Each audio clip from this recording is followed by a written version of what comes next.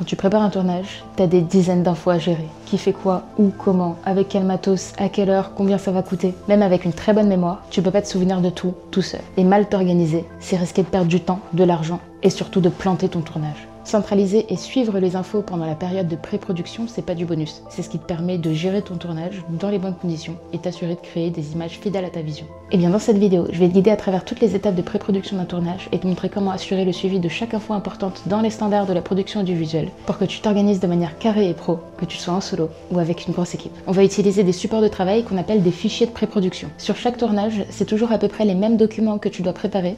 Donc j'ai créé des modèles, des templates que je réutilise. Donc tu peux les créer toi-même.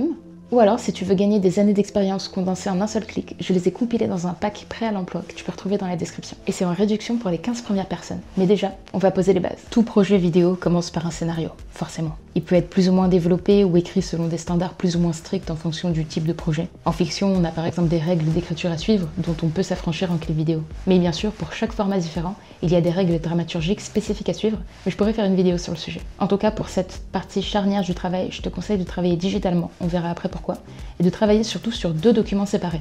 D'abord un brouillon, donc je te montre ça, moi je vais sur Notion pour faire mes brouillons, comme ça je peux un peu déplacer toutes mes idées dans des pages différentes ou dans des paragraphes différents et au fur et à mesure organiser ma structure. Et le deuxième support, ce serait toujours un fichier numérique sur lequel tu vas écrire ton scénario directement. Là tu peux utiliser une simple page vierge sur Google Doc, Word ou Page, mais il existe aussi des logiciels d'écriture de scénarios spécialisés. Je crois qu'il y a Final Draft et Scrivener. Mais si ça te dit, je pourrais les tester en vidéo. Et le scénario, je te déconseille de l'écrire à la main, surtout si t'as un long projet à écrire, parce que c'est tellement long à recopier après que ça peut risquer de te décourager, quoi. En plus, tu peux pas faire des modifications ou te relire facilement comme le permet le format numérique, justement, où avec un CTRL-Z, hop, c'est plié. Et surtout, ça va te faire gagner un temps fou après. Maintenant que tu as ton scénario en main, il est temps de le traduire en idées visuelles. Soit après avoir écrit ton scénario, soit pendant l'écriture, tu peux commencer à constituer un dossier de production, ou ce que je préfère appeler maintenant un pitch deck. En fait, c'est un document, c'est une présentation que tu vas envoyer à des techniciens, des producteurs, des potentiels investisseurs, et dans lequel tu présentes comment tu vas mettre en scène ta vidéo, quelles sont tes intentions et quelles sont tes références visuelles. Parce qu'en fait, il y a 2 types de dossiers de production en France. Tu as donc le dossier de production dont je viens de parler, que font les réalisateurs, où ils présentent leurs projets et leurs intentions. Et puis tu as le sens littéral du terme, où tu as un dossier composé de documents édités par la production d'un projet. En gros, voilà, c'est juste un dossier qui rassemble tous les documents de pré-production. Ton pitch deck, ton dossier de présentation, ton pitch deck, tu peux le faire sur Canva. Et le but, c'est de le personnaliser selon l'ambiance de ton projet aussi. Mais il doit toujours contenir les mêmes informations. Le synopsis de l'histoire, les intentions de réalisation, les infos techniques comme la durée, le genre, le format, les références, des potentiels éléments que tu as déjà prévus comme des décors ou des techniciens dans ton équipe. Ensuite, un développement de tes intentions et de tes inspirations pour chaque département et donc bien sûr les inspirations visuelles principales du projet. Le but avec ce dossier de présentation, c'est que les gens puissent imaginer la mise en scène et visualiser le rendu final pour leur donner envie d'investir leur temps ou leur argent. Tes idées sont claires, le scénario est validé. Tu peux maintenant te lancer dans la conceptualisation du film dans sa forme finale, c'est-à-dire sous forme de plan dans un découpage technique. On appelle ça aussi une shotlist. Et j'ai une vidéo tuto dédiée à ce sujet où je te montre concrètement à quoi ressemble une shotlist pro d'un vrai projet client. Et on l'a fait ensemble en live pour te montrer concrètement quelles infos il faut impérativement mettre et comment les organiser. Je te mets le lien de cette vidéo, de toutes les prochaines vidéos que je vais citer aujourd'hui qui pourraient être utiles dans la description. Maintenant, tu as la base de ton projet. Tu sais ce que tu dois filmer, tu sais comment tu veux le filmer. Tu peux donc passer à la deuxième phase de la pré-production, la préparation logistique. À ce moment-là, il est temps de booker les techniciens, faire des castings, louer le matériel, aller chercher des décors, préparer le planning de chaque journée de tournage. Tout ça, ça se fait un peu en parallèle, donc il faut être sûr de s'organiser clairement. Donc une fois qu'on a un projet qui est prêt à être présenté et qu'on commence à travailler avec une équipe, au moment de prendre note les infos, on va séparer chaque département pour être sûr de ne pas les mélanger. On va faire 3 à 4 listes distinctes. Une pour la déco et les costumes, le matériel et l'équipe. À commencer par la liste déco et costumes que je mets souvent ensemble parce que ça simplifie le processus de travail sur des plus petits projets, mais sur des plus gros projets de fiction, sur plusieurs journées voire semaines de travail, on va avoir tendance à les séparer pour que ce soit bien clair pour tout le monde. Donc dans l'idée, je vais sur Google Sheets et je mets un tableau où je mets le décor, la séquence, accessoires, déco, costumes et je liste tout ce dont je vais avoir besoin, séquence par séquence, plan par plan, à l'image. Ce genre de listing, c'est bien de le faire à 2 ou de le faire vérifier par la personne dans ton équipe qui est chargée du département, comme ça vous êtes sûr de rien oublier. Et une fois que tu as listé tout ce dont tu vas avoir besoin, ton tableau Google Sheets, tu peux y rajouter une colonne pour indiquer le stade d'avancement. Est-ce que c'est à louer ou est-ce que c'est déjà acheté? Qui est-ce qui le ramène sur le tournage, etc. C'est ça l'utilité de ce document, je trouve, parce que bon, si t'as 2-3 trucs à ramener sur le tournage, t'as pas forcément besoin de le noter, mais dès que le tournage s'étale sur plusieurs semaines de pré-production, tu peux avoir tendance à oublier ou à mélanger les infos, donc au moins là t'es sûr que c'est calé quoi, que c'est validé. En parallèle de ce travail, on va faire une liste du matériel dont on va avoir besoin. Maintenant que t'as ta liste de plans en tête et tes intentions lumineuses, il est temps de prévoir, de planifier comment tu vas obtenir ces images techniquement. À ce moment-là, il faut que tu te poses plein de questions. On pourrait le voir en détail dans une vidéo plus approfondie, mais dans l'idée, la base c'est quelle caméra tu vas choisir, quelles optiques, est-ce que tu vas mettre des fils sur ces optiques. Dans ce cas-là, tu peux regarder cette vidéo que je te conseille, que j'ai faite sur le sujet. Dans un premier temps, ce que je te conseille de faire, et que tu vas faire sans doute au fur et à mesure des projets quasi instinctivement, puis au bout d'un moment, pareil, tu auras ton template et tu vas le réutiliser sur chaque tournage. En fait, je te conseille de préparer le kit de base dont tu vas avoir besoin pour chaque tournage. C'est la caméra, les optiques, le trépied, les gueuses, les prolongs, etc., etc. Je pourrais te faire une vidéo plus détaillée comme je te disais. Et en parallèle, check ta shotlist pour vérifier si tu as des besoins spécifiques. Cette liste matérielle, je la fais généralement avec mon chef opérateur, qu'on appelle aussi directeur de la photographie, qui va pouvoir me faire des propositions de matériel et des propositions de techniques qui sont adaptées à la fois logistiquement à mon projet, mais aussi à mon budget. En vrai, c'est essentiel de faire ça ensemble parce que c'est la personne qui va connaître exactement le matériel et les techniques adéquates pour mettre en image ton projet, et qui va aussi pouvoir te proposer des alternatives.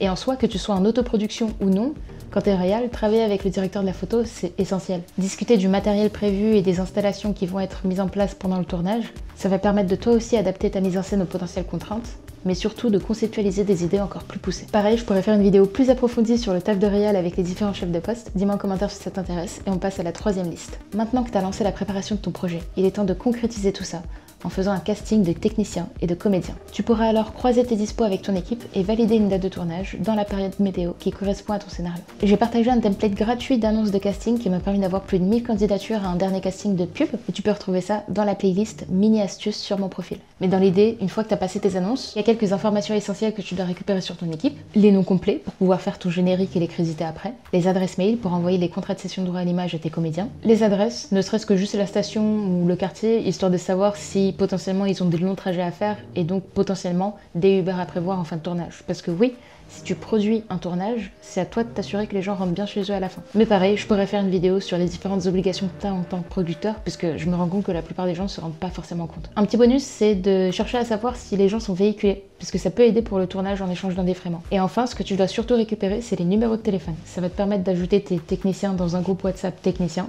et tes acteurs dans un groupe WhatsApp comédien. C'est l'endroit idéal pour leur partager les infos parce que tout le monde a WhatsApp, quasiment pas un peu partout dans le monde. Mais vérifie que tu as bien envoyé les bonnes versions à jour de tes documents dedans. Et puis surtout, évite les blabla inutiles et puis les mémos à rallonge quoi. Essaye de garder des conversations claires et organisées. D'ailleurs, avec ton équipe, au fur et à mesure de la préparation de ton tournage, tu seras sans doute amené à avoir différentes missions à gérer, des micro-petites tâches, tu devras faire le compte-rendu de certaines réunions. Pour ça, j'ai fait un tutoriel qui te montre exactement comment utiliser le logiciel Notion pour assurer le suivi de ta pré-production d'un tournage, si ça peut t'aider. Le lien est en description aussi. Au fur et à mesure que tu valides les différents éléments et l'équipe dont tu vas avoir besoin et que tu mets à jour aussi les différentes listes, tu peux aussi créer un budget prévisionnel. Ça, c'est également un document que je fais sur Google Sheets qui est présenté sous forme de tableau dans lequel sont regroupés tous les postes de dépenses. Il y a une vidéo dédiée à ce sujet sur ma chaîne, donc on va passer à la suite. À ce stade, on est logiquement quelques semaines après le lancement de la préparation de ton projet. Tu t'es réuni pour discuter avec ton équipe et vous avez probablement abordé la question des décors. Où est-ce qu'on tourne? Il y a combien de temps de trajet? Est-ce que c'est accessible en transport? Est-ce qu'il y a accès à l'eau ou à l'électricité? Tout ça, c'est des questions que tu dois impérativement te poser pour t'assurer que ton tournage se déroule dans les bonnes conditions. Du coup, avec ton équipe, c'est parti pour visiter les lieux où vous avez potentiellement prévu de tourner. Le but, c'est de vérifier si c'est réalisable sur place, s'il n'y a pas de travaux par exemple, et comment c'est réalisable. C'est ce qu'on appelle faire des repérages des décors. Ça pourrait être sympa de t'amener sur les repérages dans de mes prochains projets. Dis-moi si ça t'intéresse en commentaire aussi. À ce moment-là, si tu as plusieurs options de lieux à visiter, c'est plutôt judicieux de tenir un compte-rendu et de faire limite une checklist des infos à ne pas louper. Parce que crois-moi, souvent tu rencontres l'équipe ou les clients pour la première fois, donc ça peut arriver d'être un peu dissipé. J'ai aussi préparé un template qui est réutilisable pour chaque projet, qui va te permettre de te guider dans toutes les questions hyper importantes que tu dois te poser en repérant un décor. Là, clairement, on est sur la dernière ligne droite avant le tournage. Il reste plus qu'à planifier le tournage et valider que tout se passe bien dans les bonnes formes. Et pour ça, en tant que réal, c'est le moment pour toi d'éditer 2 documents, ou même commencer avant si tu peux.